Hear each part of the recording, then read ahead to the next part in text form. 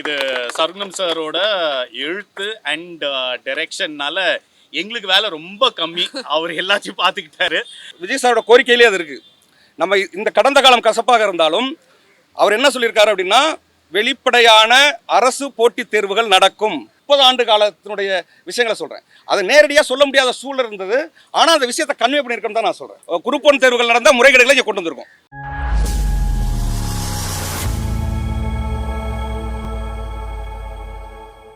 வந்தவங்க எல்லாருக்கும் ஒரு பெரிய பெரிய தேங்க்ஸு. நீங்கள் எல்லாருமே எப்போவுமே சப்போர்ட் பண்ணியிருக்கீங்க. எங்கள் வால் வாட்சர் ஃபிலிம்ஸ்லேருந்து இது 3வது சீரீஸ், 4வது ப்ரொடக்ஷன் ஆஸ் சச். ஸோ அது எல்லாத்துக்கும் நீங்கள் வந்து ஃபுல் டே ஸ்பெண்ட் பண்ணி எல்லா எபிசோட்ஸும் பார்த்து எங்களை ரொம்ப என்கரேஜ் பண்ணதுக்கு ரொம்ப ரொம்ப நன்றி. அகெயின் இது கண்டினியூ பண்ணுவீங்கன்னு நம்புகிறோம்.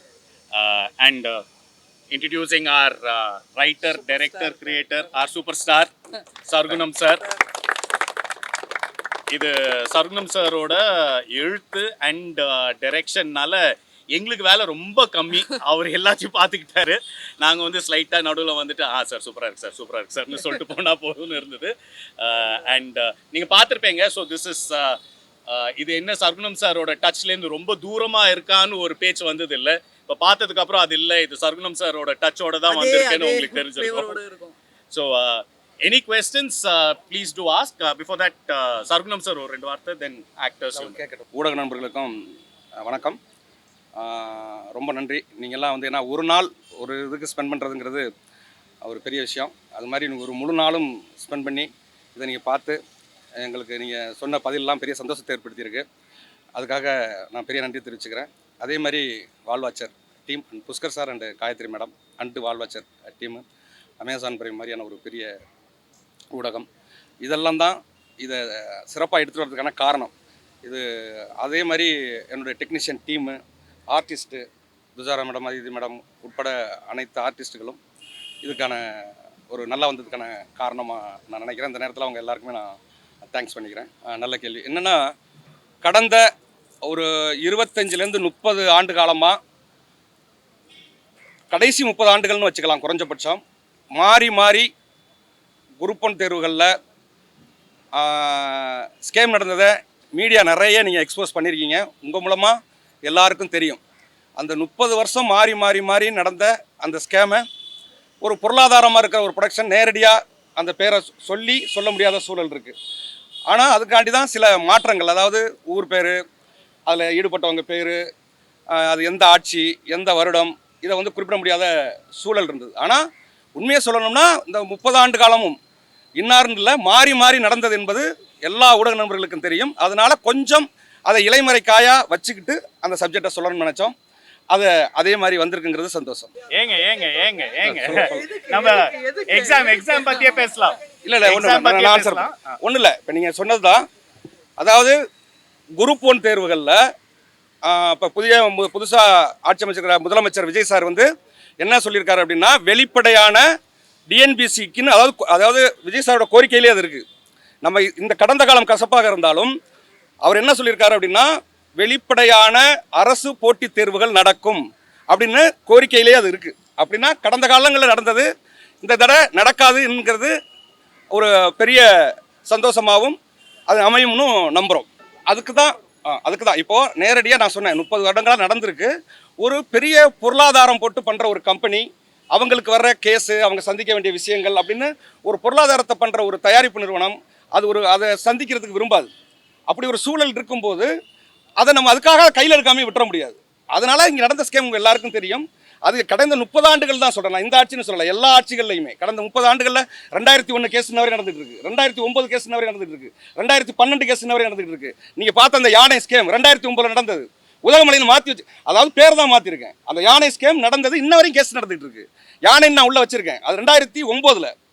நீங்கள் நடக்கிற நீங்கள் 2012 அதை இது நம்ம மேஜிக் பேனா, அது 2012. இது மாதிரி இங்கே நடந்த ஸ்கேம் எல்லாமே வருடங்கள் ஒப்பிட்டு அதை வந்து நேரடியாக சொல்ல முடியாது. ஏன்னா அது ஒரு தயாரிப்பு நிறுவனம் பெரிய பொருளாதாரத்தை பண்ணுறதுனால அப்படி செய்ய முடியலை. ஆனால் நாங்கள் அது எல்லாத்தையுமே கன்வே பண்ணியிருக்கோம்.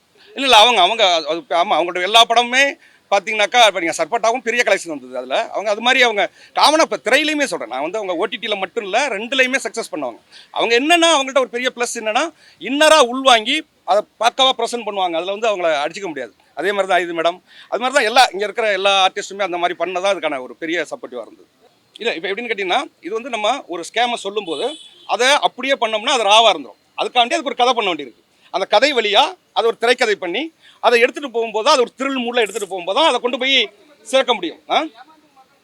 யாரும் ஏமாந்த மாதிரி?